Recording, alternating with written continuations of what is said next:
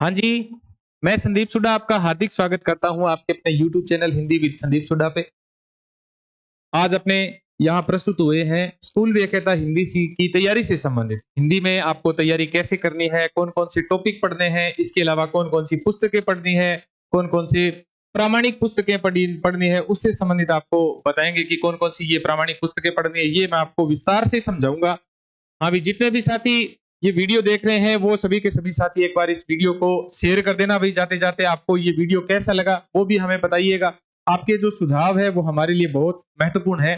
हाँ जी, बात करते हैं। सॉरी। हाँ जी भाई, कैसे? हाँ जी।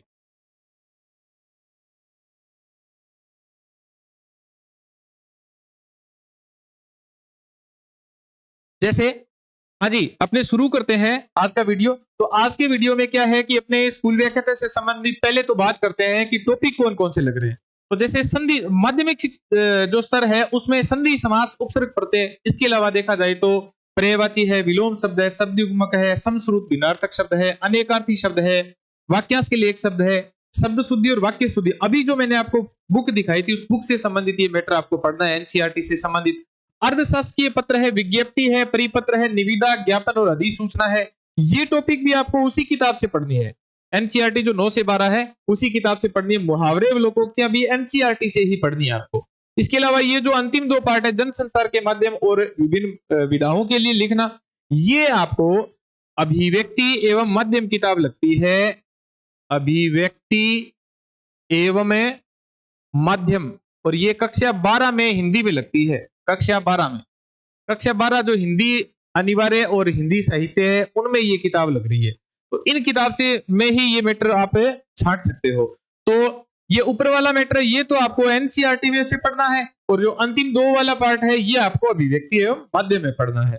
अब अपने बात करते हैं काव्य शास्त्र की। काव्य शास्त्र में अगर देखा जाए तो काव्य शास्त्र आपको अभिधा, लक्षणा और व्यंजना शब्द शक्ति है, अलंकार है, छंद है, काव्य गुण है और काव्य रस है। ये टॉपिक आपको मैं अभी किताब दिखाऊंगा, हिंदी ग्रंथ अकादमी की किताब होगी, डॉक्टर विवेक शंकर सर की, भारतीय उपास्य काव्य शास्त्र, और उसमें से मैटर पढ़ सकते हो।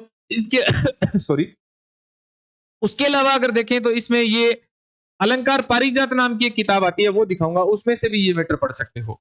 स्नातक स्तर का पार्ट है जिसमें हिंदी साहित्य का इतिहास लग रहा है, सारा इतिहास, कंप्लीट इतिहास, जहां कहीं भी आपने सुना है वो सारा इतिहास लगता है, वो सारा का सारा ही इसमें से ही संबंधित है। हाँ जी, जैसे ये गद्य विधाएं है, जैसे भारतेंदु युग, द्विवेदी युग, छायावाद, प्रगति, प्रयोगवाद, नई कविता, समकालीन कविता तक है। समकालीन कविता 1975 के आसपास की कविता, वहां तक का मैटर दे रखा है। तो वो सारा का सारा आपको 3 किताबों से पढ़ना है। हिंदी साहित्य का इतिहास, डॉक्टर नगेंद्र, हिंदी साहित्य का इतिहास, आचार्य रामचंद्र शुक्ल।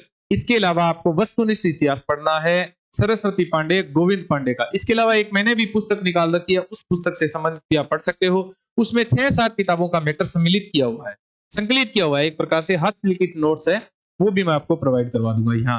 हाँ, ये जो बीए का पार्ट है ये भी डॉक्टर विवेक शंकर सर का जो भारतीय पाश्चात्य काव्य शास्त्र है वो दिखाऊंगा, उसमें से पढ़ना है। ये जो कबीर ग्रंथावली है, ये जो रामचरितमानस बालकांड है, बिहारी रत्नाकर, ये जो साकेत है, ये रचनाएं आपको भी डॉक्टर विवेक शंकर की हिंदी साहित्य दिग्दर्शिका नाम से आती है, उसमें से मैटर पढ़ना है। ये कहानियां है, ओरिजिनल मंगवानी है ये कहानियां। अगर आप जैसे कोई स्कूल में पढ़ा रहे हैं, या फिर कोई स्कूल आपका जानकार है सरकारी स्कूल, तो या फिर कोई लाइब्रेरी जानकार है, तो लाइब्रेरी में ये अगर पुस्तकें ओरिजिनल पड़ी है तो वहां से ये फोटोकॉपी या फिर ये ओरिजिनल आप प्राप्त कर सकते हो। हिंदी साहित्य, ये जो हिंदी भाषा उद्भव एवं विकास है ना, बोलियां है, उपबोलियां है, राजभाषा है, देवनागरी लिपि है, ये आपको डॉक्टर नगेंद्र की हिंदी साहित्य का इतिहास की किताब से ही पढ़नी है। ठीक है, डॉक्टर नगेंद्र की हिंदी साहित्य का इतिहास, उसके शुरू के भाग में ये पूरा पार्ट दे रखा है। इसके लिए कोई विशेष तौर से पुस्तक नहीं पढ़नी है आपको।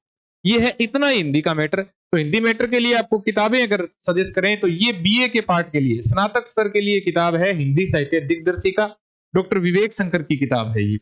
ठीक है, इसके अलावा अगर देखें तो अपने अलंकार पारिजात, ये काव्य शास्त्र से संबंधित है। रस है, अलंकार है, छंद है, काव्य गुण है, शब्द शक्ति है, तो इनसे संबंधित आप अलंकार पारिजात पढ़ सकते हो।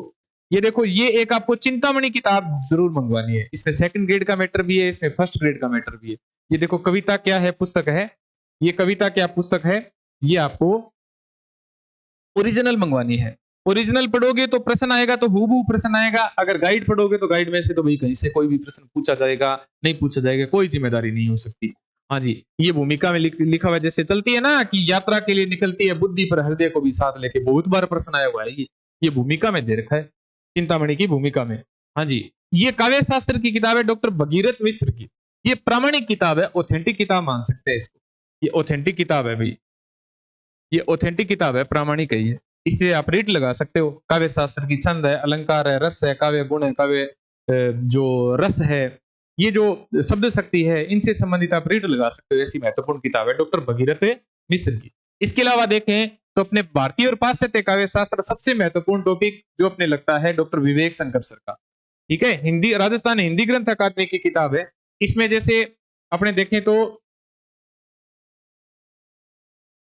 जैसे ये काव्य लक्षण है, काव्य हेतु है, काव्य प्रयोजन है, रस निष्पत्ति के सिद्धांत है, साधारणीकरण है, रस अलंकार संप्रदाय, वक्रोक्ति ध्वनि संप्रदाय है, ये सारे संप्रदाय इसमें से लग रहे हैं, इसमें से भी पढ़ सकते हो आप।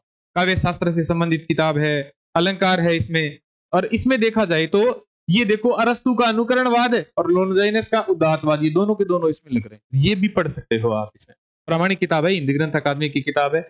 ये अपने क्या है कि हिंदी साहित्य के एक संक्षिप्त नोट्स है, ये एक प्रकार नोट्स टाइप की सार संग्रह, ये स्पेशल हस्तनिर्मित की लिखित पुस्तक है ये, और साहित्य सुधाकर नाम से हमने निकाली है। ये इसका कवर पेज है, इसमें ये इसका देखें तो ये इंडेक्स है इसकी, ये इतिहास का पार्ट है इसमें, ये अपने विधाओं से संबंधित पार्ट है, ये काव्य गुण, दो टॉपिक की एक्स्ट्रा है, एक तो काव्य दोष और एक काव्य रीति, जो अपने स्कूल व्याख्याता में नहीं लगते, अपने सेकंड ग्रेड में लगते हैं, तो दोनों को ही ध्यान में रखते हुए ये किताब बनाई गई है।